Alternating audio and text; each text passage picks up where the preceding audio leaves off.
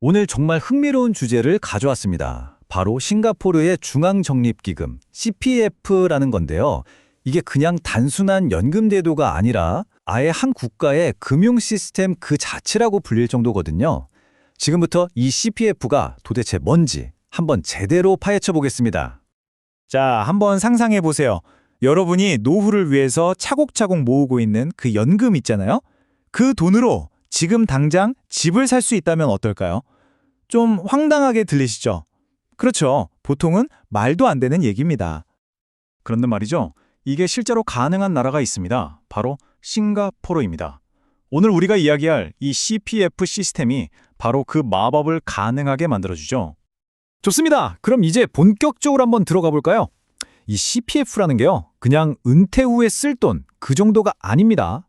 싱가포르 사람들의 인생에서 가장 중요한 세 가지를 떡하니 받쳐주는 아주 든든한 기둥 같은 역할을 해요. 그 세 가지 기둥이 뭐냐면요. 바로 집, 그리고 건강, 마지막으로 노후입니다. 주택안정, 의료보장, 은퇴소득, 정말 인생에서 제일 중요한 것들이죠. 자, 그럼 하나씩 어떻게 이게 가능한 건지 뜯어보겠습니다. 이 숫자 좀 보세요. 90%. 이게 뭐냐면요. 싱가포르의 주택 자가 보유율입니다. 거의 모든 국민이 자기 집을 가지고 있다는 뜻이죠. 정말 대단하지 않나요? 이 말도 안 되는 수치가 가능한 이유. 그게 바로 1970년대부터 CPF에 쌓인 돈으로 집을 살 수 있게 해줬기 때문이에요. 한마디로 CPF가 없었다면 절대 불가능했을 일입니다. 자, 두 번째 기둥은 바로 의료보장입니다. CPF 안에는 메디세이브라고 불리는 말 그대로 의료비 전용 통장이 따로 있어요.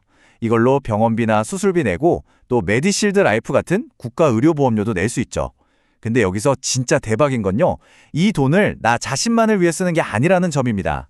내 배우자, 우리 아이들, 심지어 부모님을 위해서도 쓸 수 있어요. 가족 전체의 건강을 지켜주는 셈이죠. 그리고 마지막 세 번째 기둥. 바로 가장 기본이 되는 은퇴 소득입니다. CPF 라이프라는 제도가 있는데요.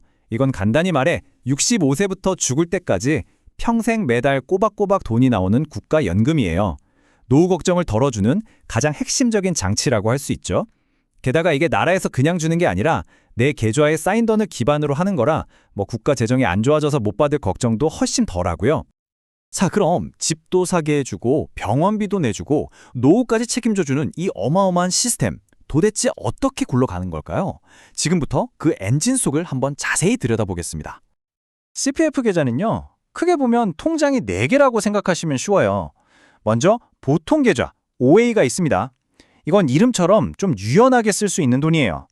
집 살 때 주로 쓰고요. 이자는 2.5% 정도.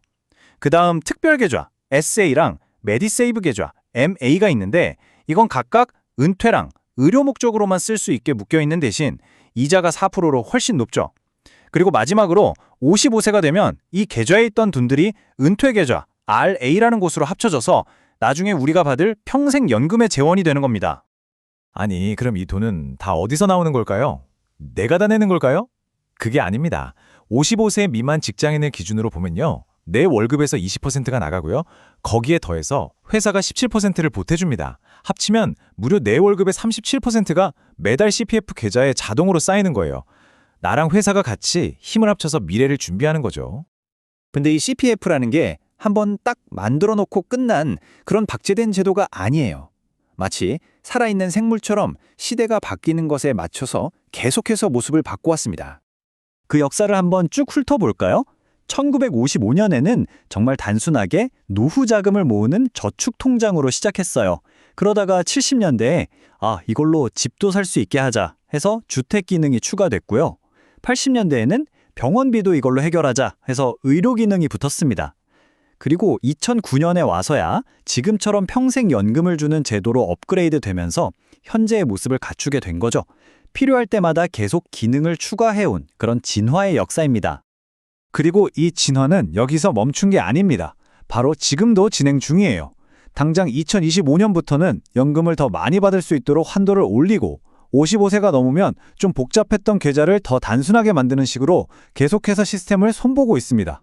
자, 지금까지는 이 CPF 시스템이 어떻게 생겼고 어떻게 굴러가는지 큰 그림을 봤잖아요. 그럼 이제 관점을 바꿔서 나라는 개인이 이 시스템을 어떻게 하면 더 똑똑하게, 더 전략적으로 쓸 수 있는지 그 방법을 알아보겠습니다.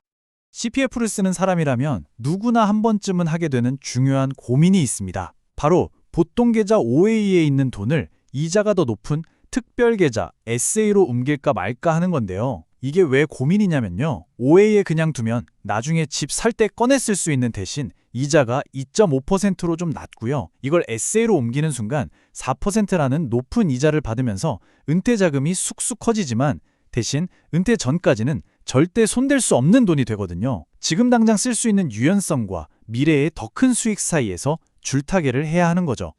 이것 말고도 쓸 수 있는 스마트한 전략들이 더 있습니다. 아까 말씀드렸던 것처럼 메디세이브 계좌를 잘 활용해서 우리 가족 전체의 의료비를 대비하는 것도 아주 중요하고요. 또 여윳돈이 있다면 특별 계좌에 자발적으로 돈을 더 넣어서 세금 공제 혜택까지 쏠쏠하게 챙길 수도 있습니다.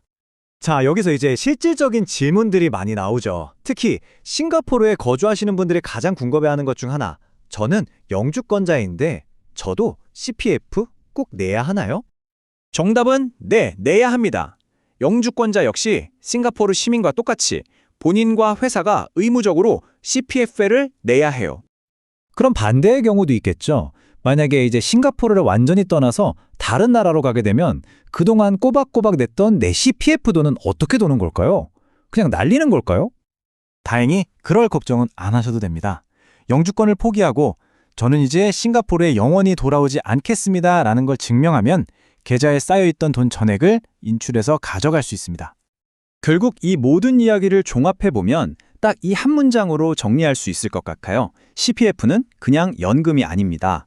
집을 사고, 아플 때 치료받고, 늙어서 편안하게 사는 우리 개개인의 이런 인생 목표들을 국가경제라는 큰 틀과 아주 직접적으로 묶어놓은 거대한 국가 금융 운영체제인 거죠.